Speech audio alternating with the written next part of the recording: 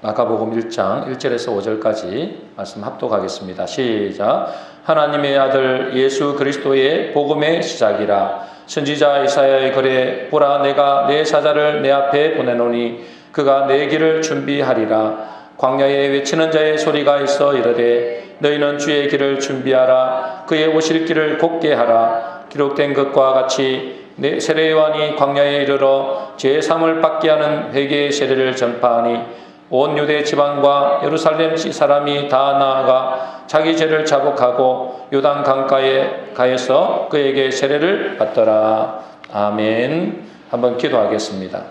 하나님 아버지 감사합니다. 오늘도 귀한 주의 백성들이 하나님 말씀 앞에 섰습니다. 오늘도 이 말씀을 듣는 중에 하나님의 음성이 들려지게 하여 주시옵시며 문제가 있다면 그 문제의 답을 얻게 하여 주시옵시고 이 말씀의 능력이 그들 속에 임하여져서 모든 약한 것들이 치유되고 회복되는 역사가 있게 하여 주시옵소서. 오늘도 주의 성령께서 우리 가운데 역사하여 주셔서 우리의 마음의 문이 활짝 열리게 하시고 이 말씀이 생명의 양식이 되게 하시며 전하는 자는 오직 십자가에 대해 감추시고 주님만이 드러나는 복된 시간 되게 하여 주시옵소서. 감사하고 예수님의 이름으로 기도하옵나이다. 아멘. 네, 오늘의 말씀의 제목은 복음의 시작이라는 제목의 말씀입니다. 복음의 시작. 오늘 마가복음 1장 1절 우리 말씀을 한번 읽어보도록 하겠습니다. 같이 읽겠습니다. 시작. 하나님의 아들 예수 그리스도의 복음의 시작이라. 예.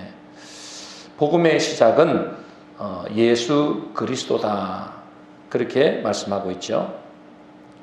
그런데 그 예수 그리스도는 하나님의 아들이시며 이 하나님의 아들이시다 이 말은 성자 하나님이다 그 말이에요. 성자 하나님이다. 그리고 그분은 그리스도다 그런 말씀이시죠. 다시 말해서 구원자로 구세주로 오셨다는 것을 말씀하고 있습니다.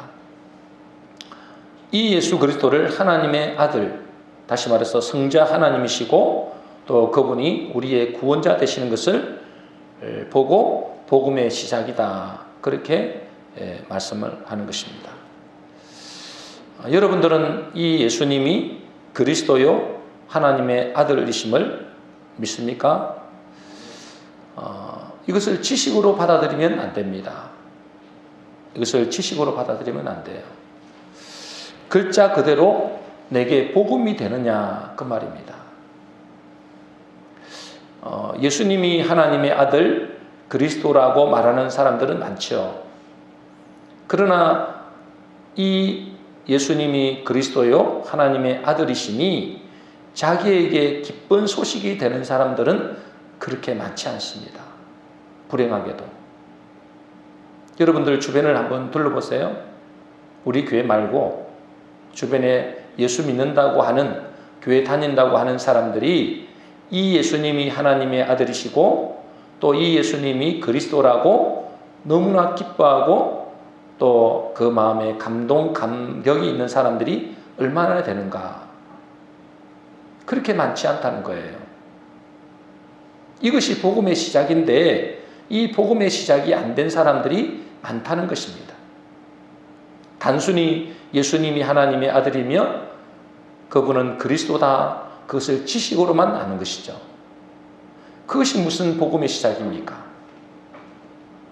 이 복음의 시작은 그분이 하나님의 아들이시며 그리스도신데 그것이 나에게 큰 기쁨의 좋은 소식이 되어야 그때부터 복음의 시작이 되는 것입니다. 요즘에 제가 하나님을 통해 하나님께서 저에게 계속해서 저희들에게 말씀하시는 것이 뭡니까? 내 기준을 바꾸라는 것입니다. 그렇죠? 내 기준을 바꾸지 않으면 이것은 진정한 신앙생활이 될 수가 없습니다. 내 기준을 바꿔야만이 이 복음이 복음되어진다는 것입니다. 아무리 좋은 소식이라도 내 기준이 바뀌지 않으면 하나님의 복음이 내게 기쁜 소식이 되지 못합니다. 기준을 바꿔야 돼요. 그런데 이 복된 소식인 복음이 어떤 사람에게는 복음이 아니라 심판이 되기도 합니다. 무슨 이야기죠? 복음인데, 기쁜 소식인데, 이 복음이 기쁜 소식이 아니고 심판이 되기도 한다는 것입니다. 여러분, 왕이 오시면은 그냥 갑자기 나타나지 않습니다. 왕이 오시면 그냥 갑자기 나타나지 않죠. 반드시 왕이 오기 전에 왕 앞에 왕이 오실 길을 준비하는 사람이 있습니다. 왕의 길을 여는 사람이 있는 것이죠. 우리가 흔히 사극을 보게 되면 그렇잖아요. 대통령이 와도 마찬가지일 겁니다. 그냥 갑자기 왕이 나타나지 않습니다. 반드시 그 앞에 누군가가 왕의 길을 열어주는 사람이 있죠. 마찬가지로 왕 대신 그리스도가 이 땅에 오실 때도 마찬가지입니다. 반드시 왕이 오신다고 길을 예비한 사람이 있다는 것입니다. 그저 오지 않습니다. 그것은 이미 성경에도 예언되어 있고 반드시 누군가가 왕의 길을 열어주는 사람이 있다는 것이죠. 오늘 그리스도께서 이 땅에 오실 때 그 그리스도께서 오시기 전에 그 길을 예비한 사람이 있습니다. 그 사람이 우리가 잘 아는 누굽니까? 세례 요한이죠. 그래서 마가복음 1장 2절에 이렇게 되어 있습니다. 우리 같이 읽겠습니다. 시작. 선지자 이사야의 글에 보라 내가 내 사자를 내 앞에 보내노니 저가 내 길을 예비하리라. 왕 대신 그리스도가 이 땅에 오실 때 그냥 왕이 대신 그리스도가 바로 오시는 것이 아니고 그리스도 앞에 내 사자를 보내겠다. 제가 내 길을 예비하리라. 그렇게 말씀을 하시는 것입니다. 여러분, 구약 선지자들은 메시아가 오실 때 두 가지를 행하신다고 선포합니다. 구약 선지자들은 있잖아요. 메시아가 오실 때 두 가지를 행한다. 그렇게 선포를 해요. 뭘 선포하느냐? 심판과 구원입니다. 뭘 선포하신다고요? 메시아가 오실 때 뭘 선포하신다고요? 심판과 구원입니다. 심판할 자를 심판하시고 구원할 자를 구원하신다는 것입니다. 메시아가 오시면. 구약의 마지막 선지자였던 세례 요한도 마찬가지였습니다. 세례 요한은 뭐라고 선포했습니까? 누가복음 2장 7절에서 9절 말씀 이렇게 되어 있습니다. 먼저 7절부터 읽겠습니다. 시작. 요한이 세례를 받으려 나오는 무리에게 이르되 독사의 자식들아 누가 너희에게 일러 장차 올 진노를 피하라 하더냐. 8절입니다. 그러므로 회개에 합당한 열매를 맺고 속으로 아브라함이 우리 조상이라 말하지 말라. 내가 너희에게 이르노니 하나님이 능히 이 돌들로도 아브라함의 자손이 되게 하시리라. 9절입니다. 이미 도끼가 나무 뿌리에 놓였으니 좋은 열매 맺지 아니하는 나무마다 지켜 불에 던져지리라. 무슨 말이냐 하면 이제 메시아가 오실 것인데 이 메시아가 오시면 이때 심판할 자를 심판하시고 구원할 자를 구원하신다. 그 말씀입니다. 그런데 이스라엘 백성들은 자기들이 심판을 받는다고 생각했을까요? 구원을 받는다고 생각했을까요? 이스라엘 백성들 입장에서 메시아가 오시면 자기들이 구원받는다고 생각했을까요? 심판받는다고 생각했을까요? 당연히 구원받는다고 생각했겠죠. 메시아가 오시면 우리는 구원받을 수 있다. 그런데 그것이 착각입니다. 실제로는 대부분 심판을 받았어요. 왜 이런 일이 벌어질까요? 세례 요한이 예수님을 메시아라고 선포했습니다. 그리고 또 예수님 자신도 자기가 메시아 그리스도라고 말씀을 하셨어요. 그리고 성경에 나타나 있는 모든 예언자들이 이 그리스도 되신 분이 누군지를 정확하게 말씀하고 있어요. 그런데 그렇게 자기들이 기다리던 그 메시아가 오셨는데 그들은 구원이 아니라 심판을 받게 된 것입니다. 참 아이러니한 일이죠. 메시아가 오면 자기들은 구원을 받을 줄 알고 메시아를 그렇게 기다렸는데 정작 그 그리스도가 메시아가 오셨는데 구원을 받지 못하고 심판을 받은 것입니다. 왜 그렇게 됐을까요? 자기가 기다린 메시아가 아닌 것입니다. 자기가 기다리던 메시아가 아닌 것이죠. 처음에 예수님이 등장하실 때 그들은 메시아인 줄 알았습니다. 이 메시아가 아니라면 그렇게 행하실 사람, 그런 분은 없다는 것이죠. 자기들끼리도 그랬어요. 이것은 메시아 그리스도가 아니면, 하나님이 보내신 자가 아니면 이런 기적이 일어날 수 없다. 그렇게 이야기를 했어요. 그런데 막상 그 메시아는 자기들이 기다리던 그런 메시아가 아닌 것입니다.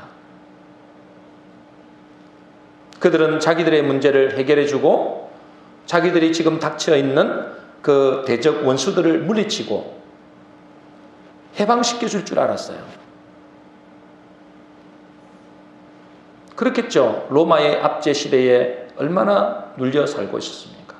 그것만 살고 있었습니까? 그 전에 바벨론, 아수르 얼마나 포로되고 노예되고 속국으로 살았는지 모릅니다. 수천 년 동안 그렇게 살았어요. 그러니 제발 메시아가 오셔서 자기들을 구원시켜 달라고 그렇게 기도하고 기다렸는데 정작 메시아가 오셨는데 그들은 자기가 생각하는 그런 메시아가 아닌 것입니다. 오히려 뭐라고 합니까? 원수를 사랑하라. 그렇게 말씀하시는 겁니다. 자기는 지금 원수 그 로마 때문에, 바벨론 때문에 죽을 지경인데 그 원수를 사랑하는 것입니다. 그러면서 가난한 자, 애통하는 자, 핍박받는 자가 복이 있다는 것입니다. 여러분, 우리에게야 여러분에게 가난한 자는 복이 있습니다. 애통하는 자는 복이 있습니다. 해도 그렇겠지 뭐 이렇게 생각할 수 있잖아요. 그런데 지금 그 사람들의 상태가 어떻습니까? 그 로마의 압제하에 고통받고 있는 상황이라는 거예요. 가난하고 병들어서 죽을 지경이라는 거예요. 핍박받아서 지금 전 국민들이 고통을 당하고 있는 그런 현실입니다. 그런 현실에서 가난한 것이 복이다. 너희들이 지금 당하고 있는 그 핍박이 복이다. 너희가 지금 당하고 있는 그 질병이 복이다. 여러분, 이렇게 예수님이, 메시아라고 하는 그 예수님이 그렇게 선포를 하는 것입니다. 여러분, 이해가 되십니까? 그 사람들은 열이 받을 대로 열이 받은 거예요. 자기들은 생각할 때 메시아가 오면 그 모든 고통에서 해방시켜주고 자기 대적 원수에게서 해방시켜주고 그 가난에서 이제 우리의 가난을 해결해주고 그 문제에서 답을 줄 줄 알았는데, 해결해 줄 줄 알았는데 오히려 너희들이 가난한 것이 복이고 핍박받는 것이 복이고 압제당하는 것이 복이다 이렇게 말을 하니 도저히 이해가 안 되는 것입니다. 아마 여러분 중에도 이런 사람이 있을지 모르겠습니다. 예수 믿으면 복받고 병 고치고 뭔가 문제가 해결될 줄 알았는데 오히려 더 문제가 오고 가난한 것은 여전하고 질병에서 고침을 받지 못해서 고통을 당하는데 말씀은 오히려 그것이 복이다. 그렇게 말씀하시는 거예요. 그러니 어떤 사람은 이렇게 생각합니다. 경상도 말로 야 때려쳐라. 이건 순 사기다 사기. 아마 이렇게 생각할 사람도 있을지 모르겠어요.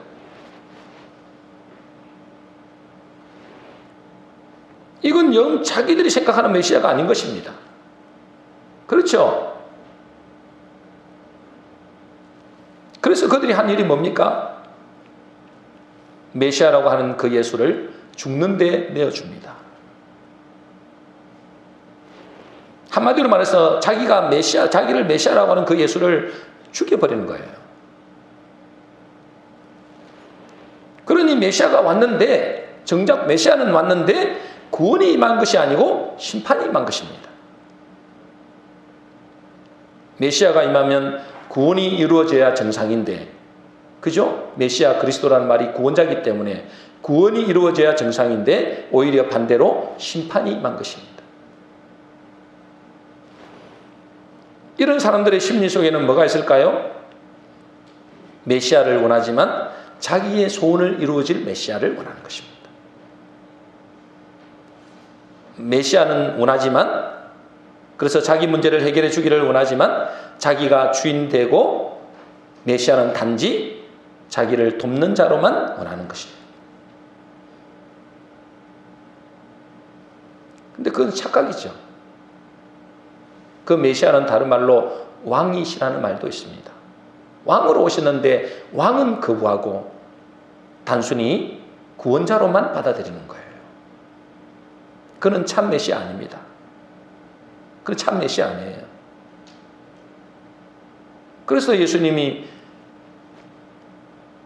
제자들에게 물어봤잖아요. 사람들이 나를 누구라 하더냐? 네, 어떤 사람은 엘리야라고 합니다. 세례 요한이라고 합니다. 예레미야라고 합니다. 뭐예요? 자기들만의 기준으로 메시아를 바라본 거예요. 제자들에게 다시 묻습니다. 너희는 나를 누구라 하느냐? 주는 그리스도십니다. 하나님의 아들이십니다. 다시 말해서 당신이 왕이십니다. 우리의 주인이십니다. 그 말이잖아요. 그러니 그들은 예수 그리스도를 믿는 것이 아닙니다. 그럴 마음도 없습니다. 요한복음 3장 17절 18절이죠. 우리 같이 읽어보겠습니다. 시작. 하나님이 그 아들을 세상에 보내신 것은 세상을 심판하려 하심이 아니요 그로 말미암아 세상이 구원을 받게 하려 하심이라. 자, 예수님이 이 땅에 오신 것은, 메시아가 오신 것은 우리를 구원하기 위해서 오셨죠. 심판하기 위해서 오신 것이 아닙니다. 근데 18절입니다. 같이 읽겠습니다. 시작. 그를 믿는 자는 심판을 믿지 아니하는 것이요 믿지 아니하는 자는 하나님의 독생자의 이름을 믿지 아니하므로 벌써 심판을 받은 것이니라. 메시아가 오면 뭐가 온다고요? 두 가지가 옵니다. 하나는 뭐예요? 심판이 오고 하나는 구원이 옵니다. 어떤 사람에게는 메시아가 오실 때 구원자로서 오시기도 하지만 어떤 사람에게는 심판주로 오신다는 사실입니다.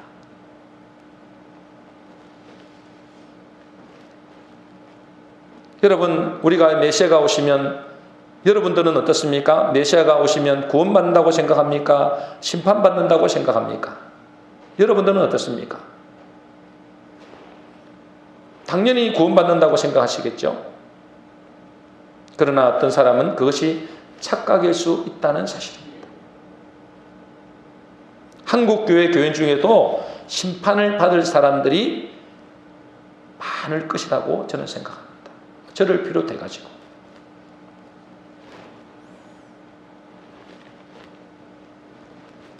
그러면 어떤 사람에게 예수 그리스도가 구원자가 되고 어떤 사람에게는 오히려 심판자가 됩니까? 결론적으로 어떤 자에게 구원자가 되고 어떤 자에게는 심판자가 됩니까? 자기 기준에서 복음을 기다리는 사람에게는 심판주가 됩니다. 자기 기준에서의 메시아를 기다리는 사람은 심판주가 되는 거예요. 그러나 하나님의 복음을 기다리는 사람들에게는 구원자가 됩니다.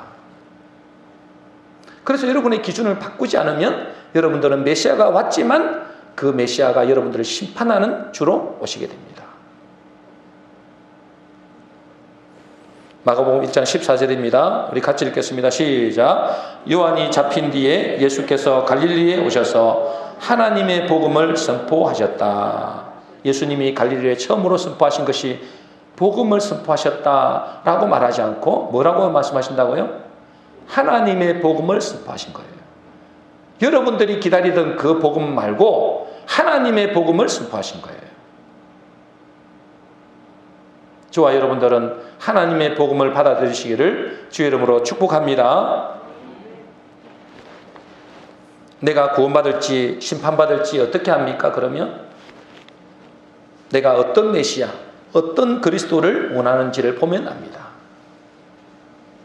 내가 원하는 메시아, 내가 원하는 그리스도가 어떤 그리스도인지를 여러분들이 생각하는 것이 무엇인지를 보면 안다는 것이죠. 내가 만일 이 세상에서 추구하는 가치관을 가지고 메시아를 구하면 나는 심판을 받게 될 것입니다. 내가 메시아를 죽이는 자리에 있게 되는 것이죠. 죽이지는 않을지 모르지만 무시하게 될 것입니다. 메시아를 거부하고 무시하고 믿지 아니하면 어떻게 됩니까? 심판밖에 없죠. 요한복음 3장 18절입니다. 우리 읽어봤지만 다시 한번 읽어보겠습니다. 시작. 그를 믿는 자는 심판을 믿지 아니하는 것이요 믿지 아니하는 자는 하나님의 독생자의 이름을 믿지 아니하므로 벌써 심판을 받은 것이니라. 그를 믿는 자는 뭐요? 심판을 받지 않지만 그를 믿지 아니하는 자는 하나님의 독생자의 이름을 믿지 아니하므로 벌써 심판을 받은 거예요. 그를 믿는다는 것은 뭘 말할까요? 그를 믿는 자는 무엇을 믿는 자를 말할까요? 내 복음이 아니라 하나님의 복음을 믿는 자라는 것입니다.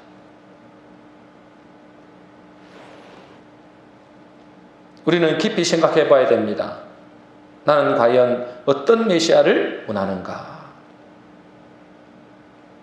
여러분들이 하나님의 복음을 여러분들이 믿고 받아들일 때는 여러분의 인생이 완전히 새로운 세상이 열리게 됩니다. 그러면 예수 믿으면 다 지지리 공상으로 살아가야 되는가? 늘 남에게 손 벌리고 아파서 늘 신음하고 살아야 되는가? 절대 그렇지는 않습니다. 마태복음 22장에 보면 예수님이 천국의 비유를 이렇게 말씀하셨어요. 우리 마태복음 22장 2절에 4절 말씀 2절 3절부터 읽겠습니다. 시작. 천국은 마치 자기 아들을 위하여 혼인잔치를 베푼 어떤 임금과 같으니 그 종들을 보내어 그 청한 사람들을 혼인잔치에 오라 하였더니 오기를 싫어하거늘. 4절입니다. 시작. 다시 다른 종들을 보내며 이르되 청한 사람들에게 이르기를 내가 오찬을 준비하되 나의 소와 살찐 짐승을 잡고 모든 것을 갖추었으니 혼인잔치에 오소서 하라 하였더니. 자, 천국을 비유하는, 예수님이 천국을 비유한 거예요. 어떻게 비유를 했습니까? 자기 아들을 위하여 혼인잔치를 베푼 어떤 임금과 같다 그랬습니다. 그러면서 뭐랍니까? 뭐라고 하세요? 4절에 보니까 모든 것을 갖추었으니 혼인잔치에 오소서, 그렇게 초청을 하는 것입니다.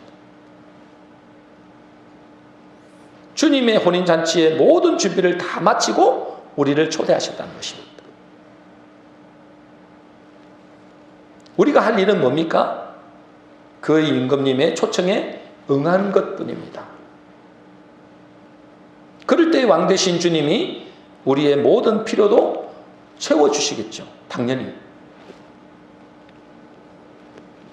중요한 것은 뭐냐면 우리가 믿는 이 복음은 우리의 근본 문제를 해결할 뿐 아니라 모든 것을 다 준비해 놓으시고 가장 좋은 것을 주시는 분임을 그대로 믿는 것이 복음의 시작입니다. 여러분, 복음의 시작이 뭐라고요? 우리의 이 복음은 우리의 근본적인 문제를 해결하시고, 그리고 모든 것을 다 준비해 놓으시고 가장 좋은 것을 주시는 분임을 그대로 믿는 것, 그것이 복음의 시작이에요. 다 준비해 놨다니까요. 하나님은 건강해야 할 사람에게는 건강하게 하시겠죠. 또 때로는 아파야 할 사람들에게는 아프게도 하시는 것입니다. 또 돈이 많이 필요하다고 생각하는 사람들에게는 돈을 주시기도 하시고, 가난해야 할 때라고 생각하는 자들에게는 또 가난하게도 하신다는 사실입니다. 무조건 돈 많은 것이 복음이 아닙니다, 여러분. 무조건 건강하게 오래 사는 것이 복음이 아닌 것입니다. 그것은 내 복음이에요. 다시 말해서 하나님은 우리에게 가장 좋은 것을 주시고자 하는 분임을 믿는 것이 복음의 시작이라는 것입니다.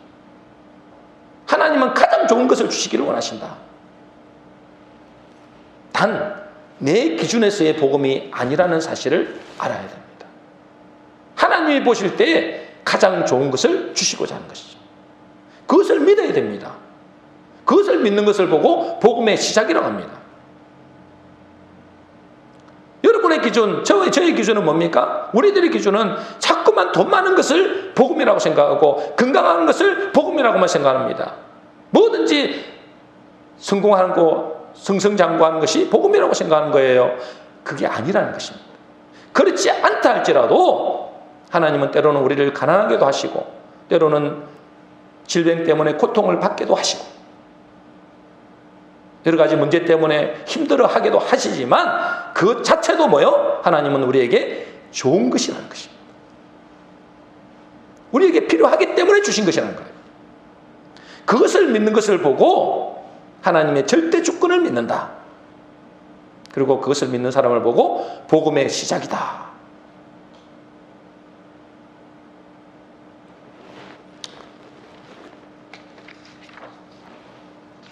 여러분, 혹시 이어령 교수님이라고 아시는지 모르겠습니다. 이어령 교수님이라고 한국의 대표적인 지성인이죠. 여러분들 들어보신 분 있죠? 한국의 대표적인 지성인입니다. 이분은 철저히 하나님 없이 산 사람이었어요. 철저히 하나님 없이 오히려 반기독교적으로 사는 분이에요. 그런데 어느 날 이분이 예수를 믿어서 세례받고 이제는 하나님의 자녀로 사는 분입니다. 그 딸 때문에 그렇죠. 그런데 이분이 예수 믿고 난 뒤에 오히려 큰 문제와 어려움을 당하게 됩니다. 예수 믿고 난 뒤에, 예수 안 믿을 때는 잘 나갔어요. 그런데 예수 믿고 난 뒤에 큰 어려움과 문제를 만나게 됩니다. 무슨 문제냐? 자기가 가장 사랑하는 딸을 먼저 하늘나라에 보낸 것입니다. 그분은 너무 똑똑한 분입니다. 미국의 변호사 하고요, 여러분들이 잘 아는 그 정치인의 부인이기도 했습니다. 너무나 똑똑한 사람이에요. 그런데 그 똑똑한 그 따님이 자기보다도 먼저 죽게 된 거예요. 소천하게 되죠. 그뿐 아니라 자기는 지금 암에 걸려서 고생하고 있다는 사실입니다. 그러니 얼마나 낙심이 되겠습니까? 그렇겠죠. 그래서 사람들이 그에게 물었습니다. 선생님, 혹시 예수 믿은 후에 이런 안 좋은 일이 생겨서 낙심하거나 후회하지는 않으십니까? 괜히 예수 믿어가지고, 예수 믿으면 잘할 줄 알았는데 예수 믿어가지고 이렇게 오히려 더 문제 가운데 고통 속에 빠진 것이 낙심하거나 후회되지 않습니까? 그렇게 물어봤어요. 그때 이 이어령 교수님이 이렇게 말했습니다. 자기는 예수 믿고 세례를 받을 때 이제 천국의 문, 행복의 문이 열릴 것이 아니라 욥과 같이 고난의 문이 열렸다고 생각한다. 성경이 그렇게 돼 있으니까. 그분이 그랬어요. 성경이 어떻게 예수 믿으면 부자 되고 오래오래 살고 그런 게 어디 있더냐. 아니, 자기 그래요. 그분이 그래요. 그래서 자기는 세례받을 때, 어떻게 예수 믿고 세례받을 때 이제 천국의 문, 행복의 문이 열리는 것이 아니라 고난의 문이 열렸구나, 이렇게 생각한다. 그리고 이제 내가 예전에 살던 내 행복이 아니라, 이제 자기 행복이죠. 옛날에는 내 행복이 아니라 하나님이 가게 하시는 길을 걸어가야 하는구나. 이제 내 앞에 꽃길이 아니라 가시밭길일 수 있겠다, 이렇게 생각했다는 거예요. 그러니 자기 앞에 닥쳐진 문제와 아픔이 전혀 문제가 되지 않고 오히려 지금까지 자기를 기다려 주시고 참아 주신 그 하나님께 너무너무 감사하더라는 거예요. 이것이 진정한 제대로 된 신앙인의 모습이죠. 그게 성경적인 신앙인의 모습입니다. 예수 믿으면 이제는 안 되던 사업도 잘 되고, 속 썩이던 남편, 자녀들 이제 속 안 썩이고, 이제 막 불치병도 치유되고, 그렇게 될 줄 알고 생각한다면 여러분들은 혹 그렇게 될 수도 있겠죠. 그러나 그것이 목적은 아니라는 것입니다. 그 뒤에 고난이 꽃길이 아니라 가시밭길이 있을 수도 있다는 것입니다. 분명한 사실은 하나님은 우리에게 가장 좋은 것을 주시는 분임을 믿어야 된다는 것입니다. 그 이효령 교수님에게 있어서 그 고난과 어려움은 하나님이 보실 때는 축복이죠. 틀림없이 축복입니다. 그게 무슨 축복이야? 그렇게 생각하는 사람은 자기 기준에서의 복음이죠. 이제 기준을 바꿔내야 됩니다. 그래서 마가복음 1장 14절에 하나님의 복음을 선포하셨다라고 예수님은 말씀하고 있습니다. 이런 의미에서 여러분은 복음의 시작을 하셨습니까? 복음의 시작은 하나님이 이루신 놀라운 일들을 그대로 믿음으로 받아들이는 것부터 시작됩니다. 그렇지 않으면 그 메시아가 오셨는데 여러분은 심판주로 올 수도 있어요. 구원자가 아니고. 여러분, 복음을 유앙겔리온이라 그래요. 헬라어로. 이것은 어떤 의미냐면 황제가 등극하거나 새로운 세상이 도래할 때 쓰는 말입니다. 다시 말해서 복음을 받았다는 것은 완전한 새로운 세상이 내게 온 것입니다. 그리고 또 그것이 내게 열린 것이죠. 새로운 세계가 열린 것입니다. 그래서 이전 것은 지나가고 새로운 것이 도래한 것입니다. 그런데 어떤 사람은 아이고 목사님, 저는 새로운 세상이 안 왔는데요. 뭐 그렇게 생각하는 사람이 있겠죠. 그것은 자기 기준에서의 복음입니다. 하나님의 복음은 이미 선포되었습니다. 그렇죠? 이미 복음의 시작은 됐어요. 이제 이런 사람이 해야 될 일은 회개입니다. 회개하고 복음을 믿으라 했기 때문에 회개가 필요한 거예요. 여러분, 진정한 회개는 무엇입니까? 진정한 회개는 무엇일까요? 지난주에도 말씀드린 대로 우리가 구원받는 것은 단순한 믿음으로 구원받는 것이 아닙니다. 단순한 믿음으로 구원받는 것이 아니에요. 회개하고 복음을 믿어야 되는 것입니다. 회개 없는 복음은 없습니다, 여러분들. 그러니 심판만 있는 것입니다.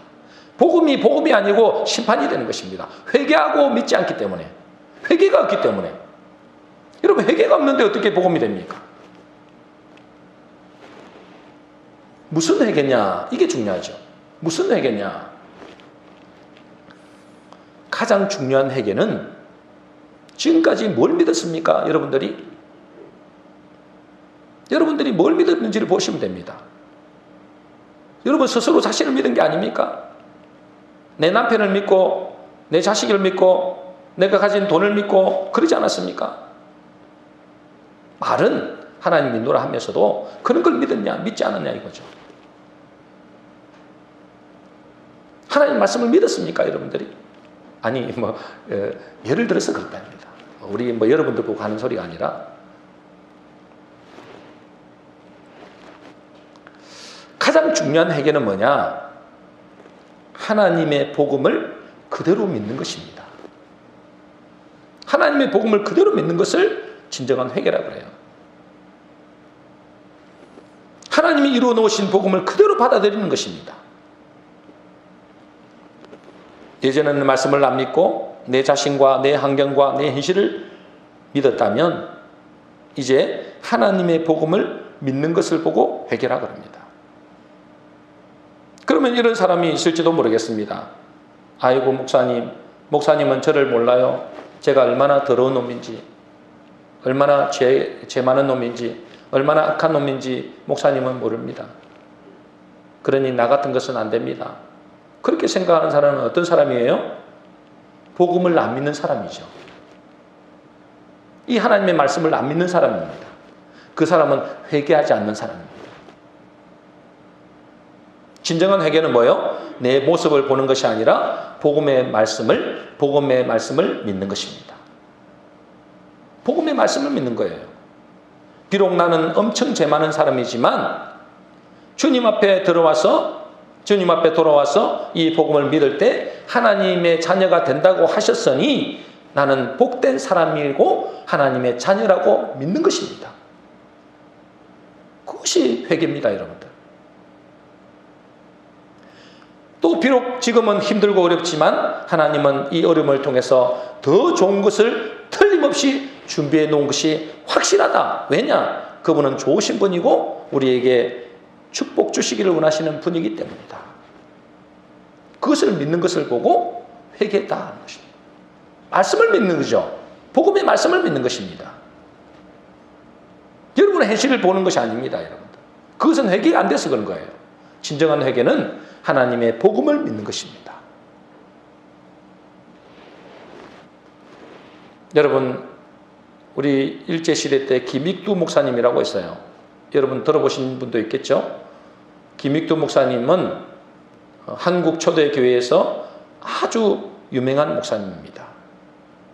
그 목사님은 예수님을 믿고 회개한 다음에 맨 처음으로 사람들에게 뭘 보내느냐? 자기의 부고장을 보냈다고 합니다.